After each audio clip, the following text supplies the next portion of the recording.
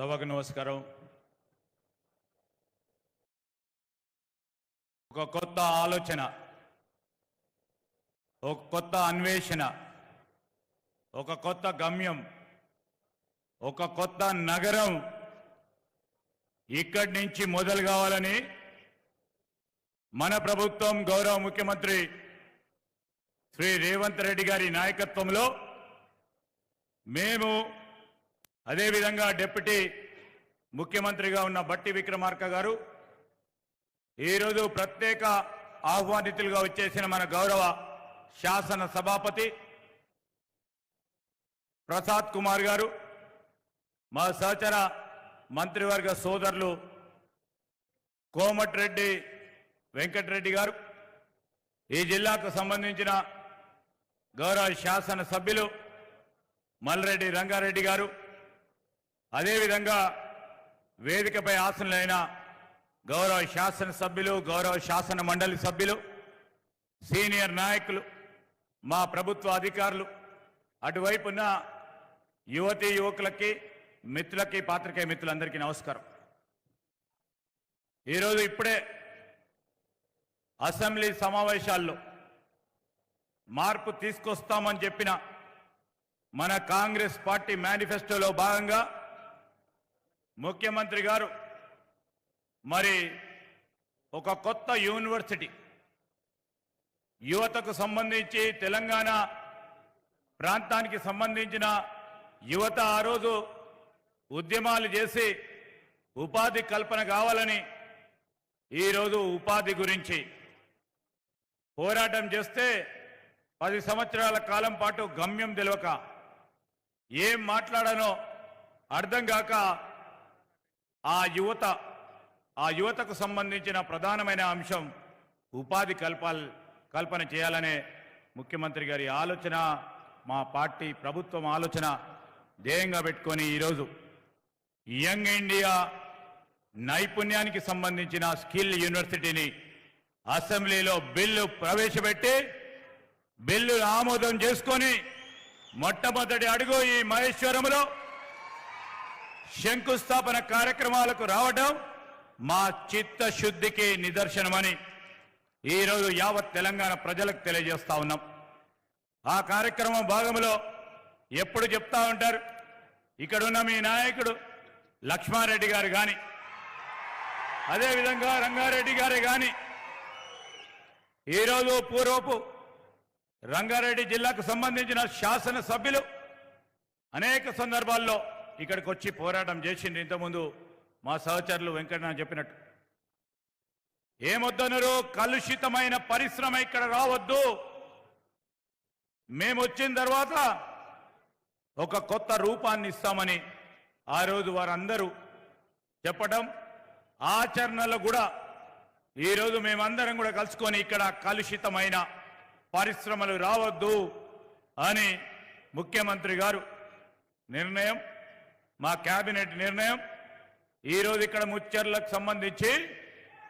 ఇక్కడ కలుషితమైన పరిశ్రమలు రావద్దు, ఇక్కడ వచ్చేది పరిశ్రమ, ఆ పరిశ్రమలకు సంబంధించి ఉపాధి కల్పన చేసే పరిశ్రమలు ఈ ప్రాంతానికి సంబంధించి, ఈ జిల్లాకు సంబంధించి, ఈ రాష్ట్రానికి సంబంధించి యువతకు ఉపాధి కల్పించాలనే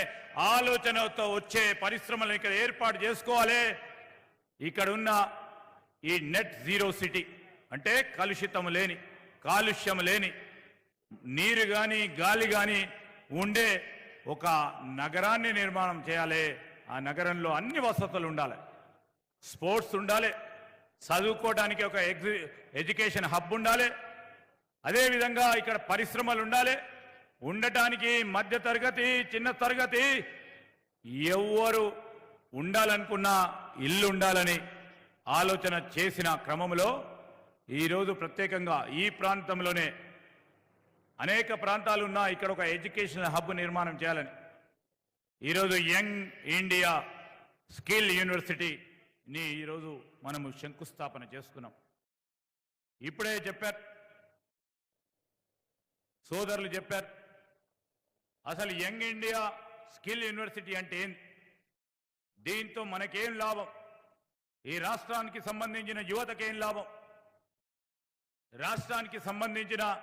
యువతకు సంబంధించి ఇంతపూర్వకం అసెంబ్లీలో ముఖ్యమంత్రి గారు చెప్పడం జరిగింది. ఈరోజు ప్రత్యేకంగా చెప్తా ఉన్నాం. రాష్ట్ర యువతకు సంబంధించి ఆనాడు 2 లక్షల మందికి ప్రదేశ్ పబ్లిక్ సర్వీస్ కమిషన్ ద్వారా ఉపాధి కల్పన చేస్తామని మనం ఇచ్చిన యువతకు ఇచ్చిన మాట భాగములో మనం ప్రభుత్వంలోకి రాగానే తెలంగాణ ప్రదేశ్ సర్వీస్ కమిషన్ మళ్ళా పూర్తి స్థాయిలో దాన్ని ఏర్పాటు చేసి ఒక యోగ్యత గల చైర్మన్ దాంట్లో మరి పెట్టి సభ్యులను పెట్టి ఒకటి తర్వాత ఒకటి ఈరోజు నోటిఫికేషన్లు ఇస్తూ ఉంటాం. ఆ నోటిఫికేషన్ రాకపూర్వకం కూడా దాదాపు 40,000 మంది ఇక్కడ ఉన్న రాష్ట్రానికి సంబంధించిన యువతకి ఈరోజు వారికి ఉపాధికి సంబంధించి ఉద్యోగ అవకాశాలకు సంబంధించి 40,000 మందికి అపాయింట్మెంట్ లెటర్స్ మన కాంగ్రెస్ పార్టీ ప్రభుత్వంలోనే ఇవ్వటం జరిగిందని మీ అందరికీ మనవి చేస్తా ఉన్నాం. రాష్ట్రానికి సంబంధించి దాదాపు 30 లక్షల మంది నిరుద్యోగ సోదరిమల్లు ప్రభుత్వ ఉద్యోగమా ప్రైవేటు ఉద్యోగమా ఎక్కడో అక్కడ చిన్న పనో పెద్ద పని చేసుకోవాలని ఇంజనీరింగ్ చదివిన డిగ్రీలు చేసుకున్న యువతి యువకులకు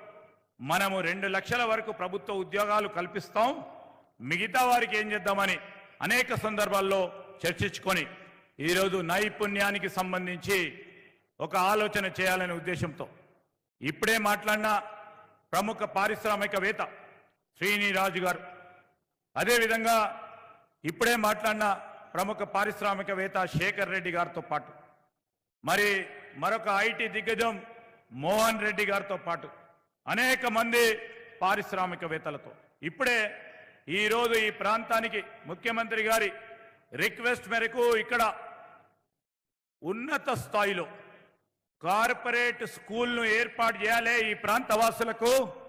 ఎవరికైతే ప్లాట్లు పోయి వారి భూములు పోయి ఈరోజు రీహాబిలిటేషన్ కింద ఈరోజు ప్రభుత్వం ఇచ్చిన ఆ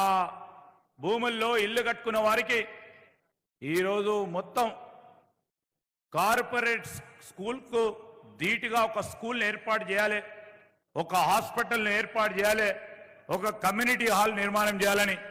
మరి ప్రత్యేకంగా స్కూల్ని ఏర్పాటు చేయాలని నాట్కోకు సంబంధించిన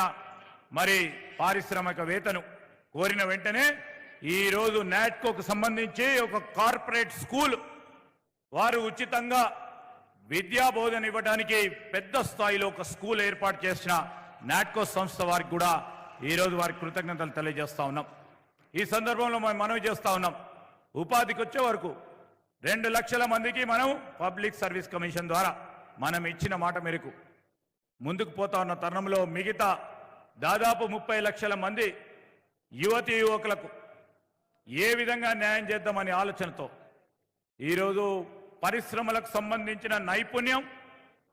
మన కళాశాలలు విశ్వవిద్యాలయాలు వారు చెప్తా ఉన్న అనేక మందిని ఈరోజు గ్రాడ్యుయేట్స్గా పోస్ట్ గ్రాడ్యుయేట్స్గా ఇంజనీరింగ్ గ్రాడ్యుయేట్స్గా గ్రాడ్యుయేట్ అవుతున్నప్పటికీ వారి నైపుణ్యానికి సంబంధించి పరిశ్రమలకు అవసరం ఉన్న నైపుణ్యం పరంగా వారు ఈరోజు జాబ్కి సంబంధించిన అంశం విషయంలో పూర్తి స్థాయిలో వారికి లభ్యమైతే లేదని పరిశ్రమ పెద్దలందరూ చెప్తే మనము ఈరోజు గొప్ప మానవ వనరులుగా తెలంగాణ రాష్ట్రానికి సంబంధించి నిరుద్యోగ యువకులను గొప్ప మానవ వనరులుగా తయారు చేయాలి. ఏదైతే పరిశ్రమలకు కావాల్సిన నైపుణ్యమైందో ప్రభుత్వం దాంట్లో పాలు పంచుకొని ఆ నైపుణ్యాన్ని పెంచే ఒక విశ్వవిద్యాలయాన్ని ఈరోజు మనం శంకుస్థాపన చేసుకున్నాం. దీంట్లో ప్రధానంగా పరిశ్రమలు రేపు ఉదాహరణకి ఈరోజు చెప్పిన శ్రీనిరాజు గారికి ఏదైనా పరిశ్రమ ఉంటే పెద్ద పరిశ్రమ ఐటీకి సంబంధించి కాక వేరే పరిశ్రమకు సంబంధించి మాకు ఒక 100 మంది ఈ ప్రధానమైన స్కిల్ సెట్లో ఆ నైపుణ్యానికి సంబంధించిన వ్యక్తులు కావాలంటే వారు దొరకకుండా ఉన్న తరుణంలో వారే వచ్చి ఆ కంపెనీలకు సంబంధించిన చాలా మందిని వారు ఎంపిక చేసుకొని వారు వచ్చి ఈ నైపుణ్యానికి సంబంధించిన యూనివర్సిటీలో వారు చదువులు చెప్పి తిరిగి వారి కంపెనీలోనే వారికి ఉద్యోగం ఇచ్చే విధంగా ఒక ప్రత్యేకమైన ప్రయత్నం, ఒక గొప్ప ఆలోచన చేస్తూ ఉన్నాం. ఈ తరుణంలో పరిశ్రమలకు రేపు రాబోయే కాలంలో ఎక్కడ కూడా నైపుణ్యం లేదు, మన గ్రాడ్యుయేట్కి, మన అండర్ గ్రాడ్యుయేట్కి, మన పోస్ట్ గ్రాడ్యుయేట్కి, మన ఇంజనీరింగ్ సోదరుడికి సోదరిమణికి మాకు కావాల్సిన నైపుణ్యం లేదని పరిశ్రమలు ఎప్పుడు కూడా అనకుండా ఆ నైపుణ్యాన్ని పెంచడానికి ఈరోజు ఒక ప్రధానమైన కార్యక్రమం, రాష్ట్రానికి సంబంధించిన యువత భవిష్యత్తుకు ఒక గొప్ప బంగారు దారి వేయాలనే ఉద్దేశంతో ఈరోజు తీసుకున్న నిర్ణయం చరిత్రలో నిలిచిపోయే నిర్ణయం. మరి కాంగ్రెస్ పార్టీ ప్రభుత్వం ముఖ్యమంత్రి రేవంత్ రెడ్డి గారి ఆధ్వర్యంలో తీసుకున్నది.